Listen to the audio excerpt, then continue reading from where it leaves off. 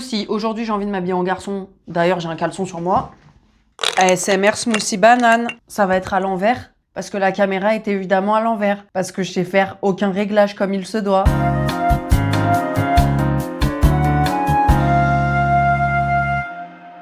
Les gars, je viens de faire un truc de gros, teubé sa mère. J'ai parlé pendant 20 minutes pour cette vidéo quand je me suis rendu compte que le micro n'était pas connecté au téléphone. Voilà, ça m'arrivera une fois, pas deux. En plus, je suis dégoûtée parce que c'est une vidéo que j'avais pas prévu de faire et que j'ai fait parce que ça m'a pop.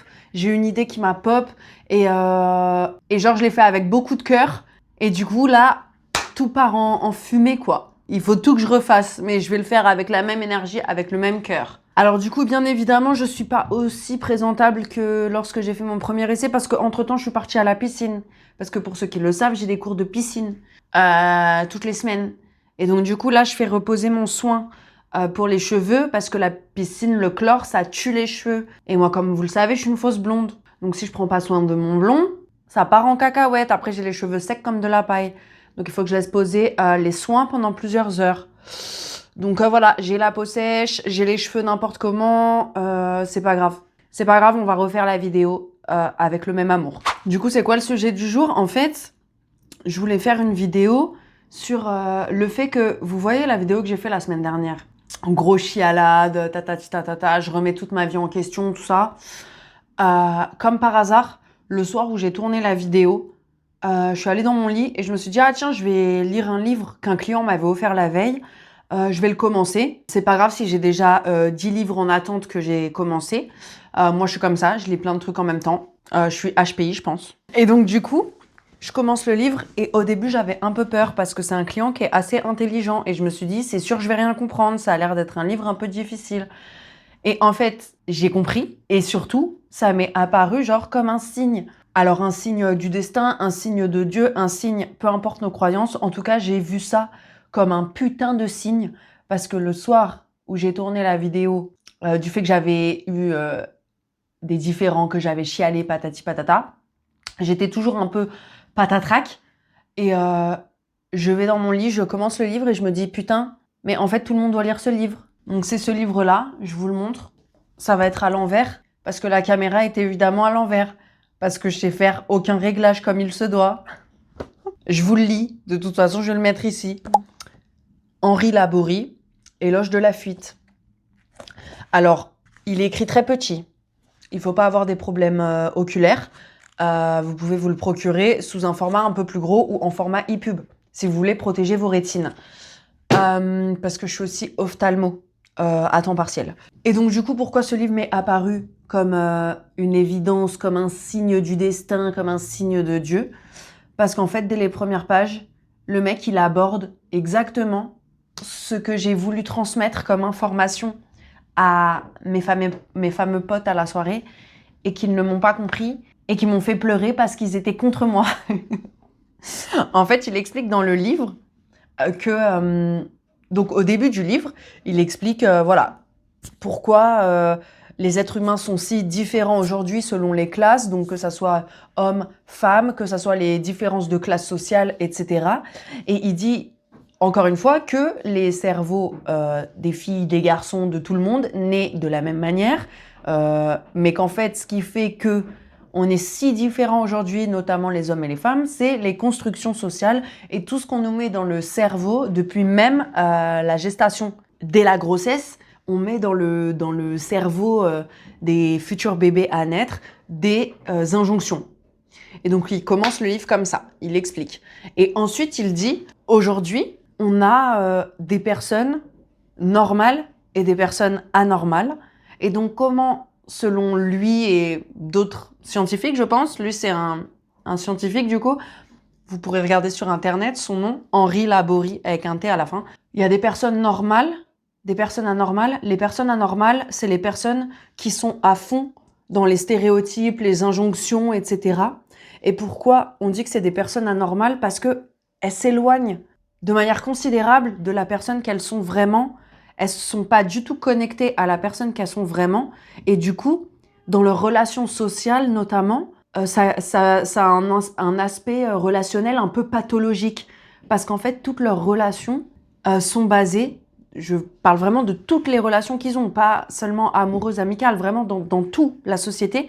C'est des relations qui sont basées sur ce qu'on leur a appris, sur un rôle qu'ils jouent, etc. et pas du tout sur leur instinct naturel de la personne qu'ils ont envie d'être. Rappelons-le, on est tous du verbe naître avec des cerveaux quasiment identiques en termes de connexion neuronale, d'informations. Et dès la naissance, tac, on est dans une société pleine d'informations, pleine de lignes de conduite, de règles. Un homme c'est ça, une femme c'est ça, il faut éduquer comme si, à l'école on doit faire ça, le travail il faut être comme ça, enfin dans tous les sujets. Et donc du coup, on va vouloir se rapprocher de cette norme un maximum pour être considéré par la grosse masse, ce qui va nous faire devenir anormal. Parce qu'en fait, on s'éloigne de nous et du coup, on devient complètement antipathique, enfin, plein d'aspects. Et donc, il commence son livre en parlant de ça. Moi, j'étais là en mode « Ah, mais c'est exactement ça que j'ai voulu dire et personne m'a écouté et tout le monde a dit que j'étais une bolosse et que c'était la biologie et que les hommes, ils étaient comme ça parce qu'ils avaient trop de testo et que les femmes, elles sont comme ça parce qu'elles agissent avec leurs émotions, etc. » Rappelons quand même que les femmes, elles tapent jamais dans les murs quand elles sont en colère, hein. Donc les gens qui savent pas gérer leurs émotions, c'est sûrement pas les femmes. Bon, bref, on va pas repartir sur ces sujets-là parce que c'est pas le thème de la vidéo. Et donc du coup, attendez, petite pause. Il commence son livre comme ça et ensuite, il explique qu'est-ce qu'il faut faire pour se sentir finalement épanoui, bien et tout. Et c'est pas un livre en mode développement personnel, tata. Le mec, c'est un scientifique. Attendez. Qu'est-ce qu'il dit? Ces travaux sur la réaction organique aux agressions ont précisé le mécanisme de certains grands syndromes physiopathologiques. La biologie des comportements a conduit Henri Laborie à pénétrer dans le domaine des comportements humains en situation sociale, sciences humaines, psychologie, sociologie, économie et politique. Voilà, donc le mec, il a un background, tu vois. C'est pas ton pote Jean-Michel du bar PMU, quoi. Tu vois ce que je veux dire?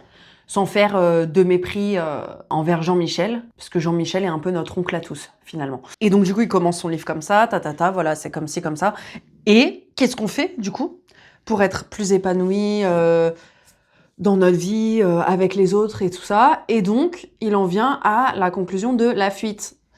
D'où le titre « Éloge de la fuite ». Alors, la fuite qui se caractérise par plusieurs aspects.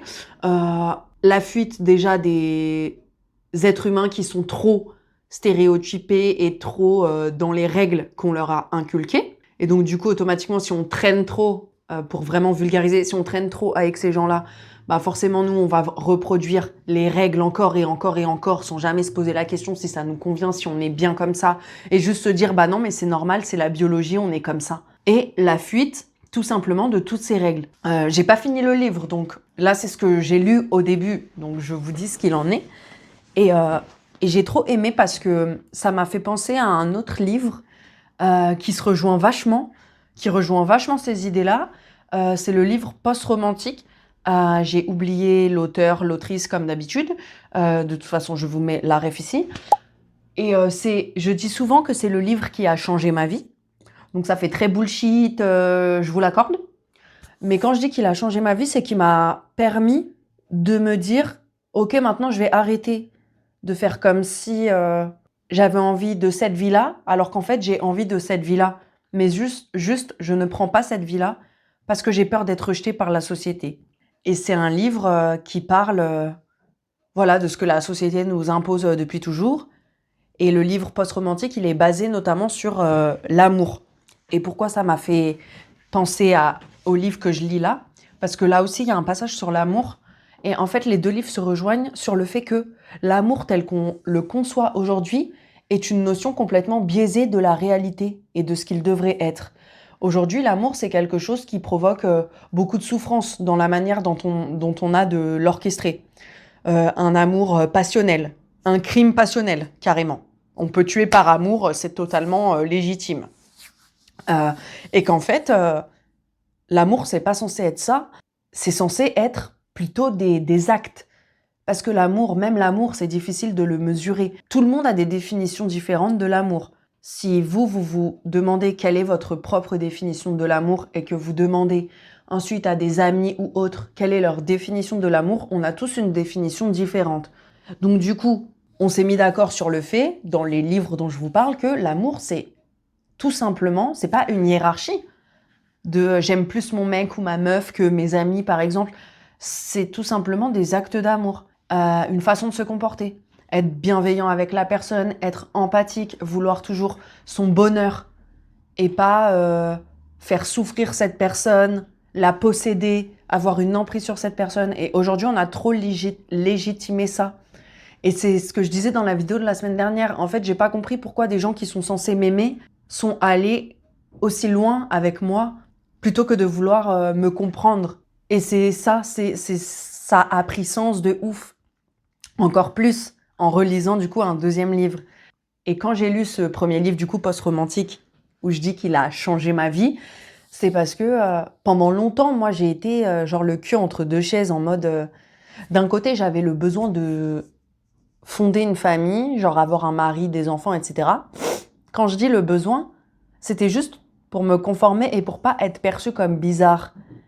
Parce que je sentais bien que le fait de pas vouloir fonder une famille, ça paraissait bizarre aux yeux des autres. Et souvent, quand on me posait la question, je disais non, je pense pas que je veux avoir des enfants. Et on me disait, tu verras, c'est parce que t'es jeune. Le problème, c'est que moi, ça fait très longtemps que je pense ça. Je me souviens qu'à 15-16 ans, je pensais déjà ça. Je disais déjà, je crois que je veux pas d'enfants. On peut jamais être sûr de ne pas vouloir quelque chose pendant toute la durée de notre vie. Je peux pas dire, je suis sûre et certaine que jusqu'à ma mort, je voudrais pas d'enfants. Mais en tout cas, à chaque fois qu'on me posait la question, c'était la même réponse. Je ne crois pas que j'en voudrais. Depuis mes 15-16 ans, on me pose cette question. C'est marrant parce qu'en plus, à 15-16 ans, normalement, dans ta tête, t'as déjà été super bien conditionné. Donc dans ta tête, tu remets pas en question la famille. C'est logique que tu en aies une. Mais moi, à ce moment-là, je me disais déjà, non, je crois pas. Et en fait, dans le livre post-romantique, elle dit, mais ça veut dire quoi fonder une famille? On a déjà nos familles. La question qu'on me posait, si on me disait, quand on me dit, est-ce que tu veux fonder une famille? En fait, ce que je réponds, c'est, mais je suis déjà en train de la fonder, ma famille. Ma famille, elle est déjà fondée depuis des années. La question que tu veux réellement me poser, c'est, est-ce que tu veux des enfants? Et moi, j'étais le cul entre deux chaises tout le temps, parce que d'un côté, il y avait mon moi qui disait, vas-y ma belle, trouve-toi un mari, fais des enfants, inclus-toi correctement dans la société, comme ça les gens ils arrêteront de te regarder en bizarre, de trouver que t'es cynique, de trouver que t'es immature. Et d'un autre côté, j'avais le moi, le vrai, qui disait, en fait, j'ai vraiment pas envie, vraiment j'ai pas envie, et j'avais peur, dans tous les cas j'avais peur. En prenant ce chemin-là, j'avais peur de pas être épanouie dans ce qu'on appelle la famille aujourd'hui, mais qui pour moi est une définition un peu réductrice. Et j'avais peur aussi de suivre l'autre chemin que je voulais réellement au fond de moi parce que je savais qu'on allait me critiquer tout le temps et qu'on allait me poser des questions. Et depuis qu'on est tout petit, que ce soit hommes et femmes, on nous conditionne à suivre des chemins. Les hommes qui sont célibataires trop tard, à un moment donné, ça va pas non plus. Les femmes, on va leur dire que ça va pas parce qu'il faut se poser, etc., l'horloge biologique. Les hommes, on va leur dire que ça va pas parce que s'ils sont célibataires, on va leur dire « Ah, mais t'es trop un gamin, faut que t'apprennes à te poser. » Ou alors, on va se dire « Mais non, mais parce que le pauvre, personne ne l'aime, enfin, voilà. » Genre, c'est un bouffon, quoi. Aucune femme veut de lui, miskin, il aura jamais d'enfant. Et aujourd'hui, ça conditionne trop mes relations parce que j'ai rencontré quelqu'un, genre, il y a plusieurs semaines. Enfin, c'est pas un date, hein, c'est un humain que j'ai rencontré dans le cadre de mes activités extrascolaires. Du coup, on a fait connaissance et tout. Je l'aime bien. C'est un gars qui est... Je suis allée vers lui parce que c'est quelqu'un de très introverti. Et moi, souvent, je vais vers les personnes introverties parce que c'est souvent ceux qui en disent le moins qui ont le plus de choses à dire intéressantes. Ceux qu'on entend trop, souvent, ils sont pas très intéressants à mes yeux. Et donc, mais c'est moi, comment je vois les choses, ça veut pas dire que c'est vrai. Et donc, du coup, je vais vers lui et tout, je commence à lui parler, bref, on se voit de temps en temps, on parle. Et la dernière fois, je lui ai posé la question, est-ce que toi, tu veux des enfants? Déjà, ça m'a saoulée de lui poser cette question parce que je me suis dit, mais pourquoi tu poses cette question? Genre, ça te regarde pas? Toute ta vie, t'as souffert et tu souffres encore parce qu'on te le pose et qu'on te voit comme quelqu'un de bizarre quand tu dis non. Pourquoi toi tu refais le schéma là? Donc déjà j'étais un peu vénère, mais trop tard, la question était sortie de ma bouche. Et il me dit ah oui moi je veux des enfants parce que sinon ma vie sera inutile et gâchée, enfin ça vaut pas la peine. Et là je me suis dit oh waouh, c'est hyper violent. Et je me suis dit, il faut pas que je traîne trop avec cette personne. Parce que c'est hyper réducteur de dire que ta seule mission sur Terre, c'est d'enfanter, tu vois. De semer ta graine dans le corps d'autrui pour faire naître un enfant. Si tu le fais parce que tu veux le faire et tout, c'est super. Mais je veux dire, aujourd'hui, il y a plein de gens qui n'ont pas d'enfants parce qu'ils peuvent pas, ou par choix, ou peu importe. Et on va dire à ces gens-là, ah bah toi qui veux pas d'enfant ou toi qui ne peux pas avoir d'enfant, ta vie c'est de la merde. Tu es inutile. Ça ne vaut pas la peine que tu sois là. C'est hyper violent. Et ça montre à quel point la personne ne se valorise pas ou ne se sent pas importante, quoi. C'est trop ouf de dire ça, je trouve ça fou, quoi. Moi, je me suis jamais dit ça. Je me suis toujours dit, il va falloir que t'en fasses pour qu'on te laisse tranquille, mais je me suis jamais dit que ma vie n'avait pas de valeur si j'avais pas d'enfant. Donc, déjà, je suis contente de ça. mais bref, tout ça pour dire que le livre post-romantique, donc, a changé ma vie parce que ça a remis en question toute la vision que j'avais de la famille, de la société et de l'amour. Et je me suis dit, putain, mais cette quête romantique, c'est comme ça qu'elle le dit dans le livre, cette quête romantique qui nous pousse à faire des singeries au nom de l'amour, pour au final même pas être très heureux, quoi. Genre, on court après l'amour alors qu'on a déjà, souvent, beaucoup d'amour au sein de notre foyer, soit avec nous-mêmes, ou soit... Bon, en général, si on court après l'amour, c'est qu'on n'a pas beaucoup d'amour pour soi, mais bon, peut-être un petit peu. Et au sein de notre famille créée, ou de sang, peu importe. Mais moi, en fait, quand j'ai lu le livre, je me suis dit, mes frères, ma famille, je l'ai déjà, et mon amour, je l'ai déjà. Qu'est-ce que tu vas chercher plus loin? Genre, il faut absolument trouver l'amour de sa vie, etc. Et bon, bref, là, je divague et je m'écarte.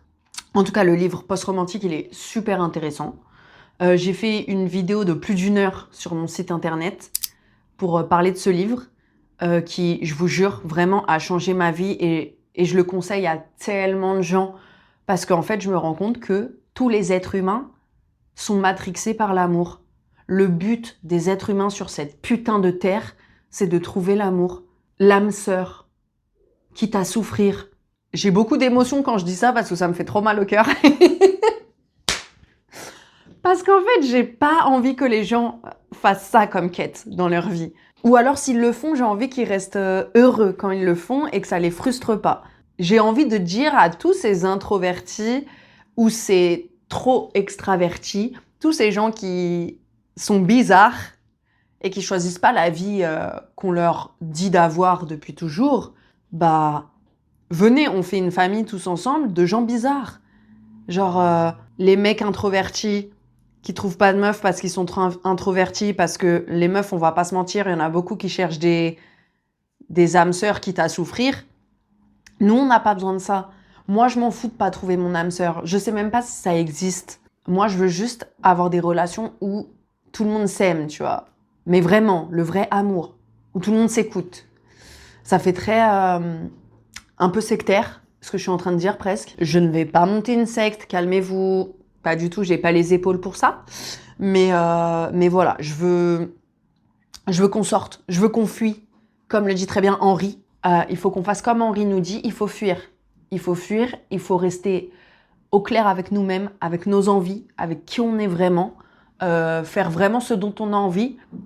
Si moi j'ai pas envie d'avoir d'enfants, j'aurai pas d'enfants. Mais c'est pas facile, c'est grave pas facile parce que depuis tout petit, on se prend des réflexions plein la gueule. Mais moi-même, quand je repense à tout ce qu'on me disait, il y a un truc qui m'a marqué et je pense que ça va me marquer longtemps. Et je pense que si vous réfléchissez, il y a forcément des phrases qui vous ont marqué et qui vous marquent encore aujourd'hui en tant qu'adulte.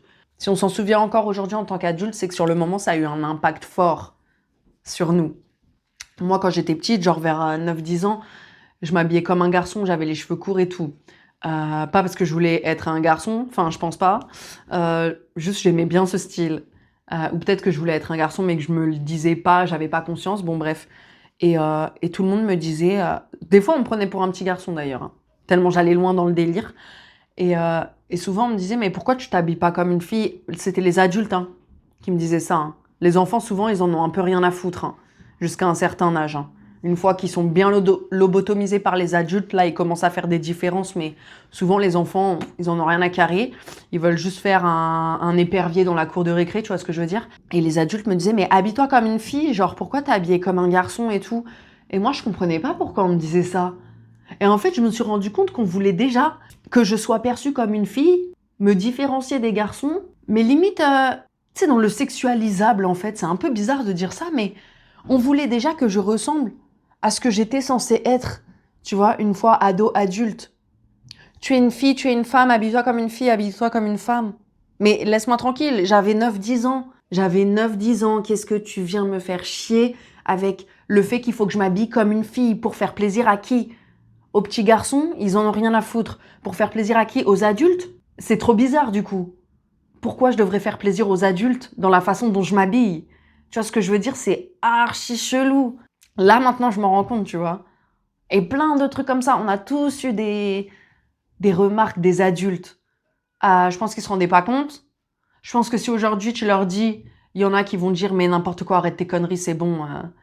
Il y en a qui vont peut-être se remettre en question.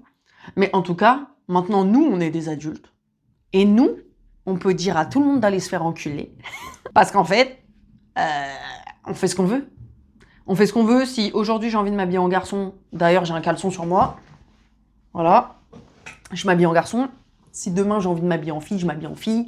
Si demain j'ai envie de m'habiller en neutre, je m'habille en neutre. Et en fait, je fais ce que je veux et vous allez rien faire, vous allez rien dire parce que c'est ma vie. Et du coup, éloge de la fuite, pour terminer cette vidéo, essayez de fuir au maximum ce qui vous rend malheureux. Que ça soit des injonctions, que ça soit des personnes, que ça soit des façons de faire. Et vous inquiétez pas, il y aura toujours des gens bizarres qui vous aimeront correctement.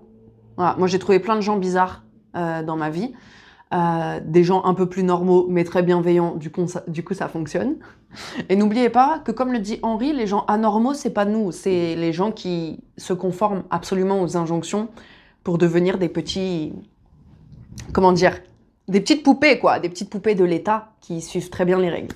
Et nous, on n'est pas des moutons, en fait. On finit cette vidéo sur ça. Comme je vous ai dit, n'hésitez pas à aller voir mon site internet, le livre post-romantique. J'en ai fait une vidéo de 1 heure où j'explique exactement ce qu'il raconte. Enfin, exactement. En 1 heure, on ne peut pas résumer tout un livre, mais tous les aspects qui m'ont fait changer d'avis sur l'amour, sur la notion de famille et qui m'ont permis de me libérer de tout ça et finalement de vivre ma vie enfin pleinement et de me consacrer sur des choses plus importantes et qui me font vraiment plaisir, tu vois. Genre, moi, ma famille, c'est mes amis, c'est quelques personnes de ma famille de sang, c'est des gens que je rencontre au quotidien, avec qui je m'entends super bien, c'est les enfants de mes potes, les enfants de ma famille, tout ça, c'est ma famille, tu vois. Et ça y est, je la fonde depuis des années. Mon gars, je vais pas aller foutre le bordel là-dedans, en fait. C'était tout pour moi, pour le livre dont je voulais vous parler, qui m'a remis une petite, un peu une petite claque au cul en mode ma belle, t'as lu le livre post-romantique, là, voici un nouveau livre qui va te redire de te relever. Et c'est pas parce que t'as chialé il y a 4 jours que le monde est foutu, que ta vie est foutue, que personne va jamais te comprendre. Oh là là, ma pauvre, oh là là. Non. En fait, je suis là. Je suis en vie, je suis en bonne santé. J'ai des gens super autour de moi. Et c'est tout. C'est tout ce qui compte. On va s'arrêter là. N'oubliez pas de vous abonner, ça fait toujours plaisir. Et n'hésitez pas à commenter aussi. Je serais curieuse de savoir ce qu'on vous a dit quand vous étiez petit, qui vous marque encore aujourd'hui, où vous avez encore le souvenir des trucs qui ont été difficiles à avaler, entre guillemets, sur votre façon de faire, où vous faisait tout le temps des réflexions, quoi. Et je pense que je vais faire une vidéo bientôt sur le single shaming, qui est un sujet super intéressant et qui nous pousse à cette quête de l'amour, justement, jusqu'à en souffrir. Et je vais le noter dans ma liste parce que j'ai oublié. Bon, allez, bisous les chats. Moi, je vais faire mes cheveux. Ciao, ciao, ciao.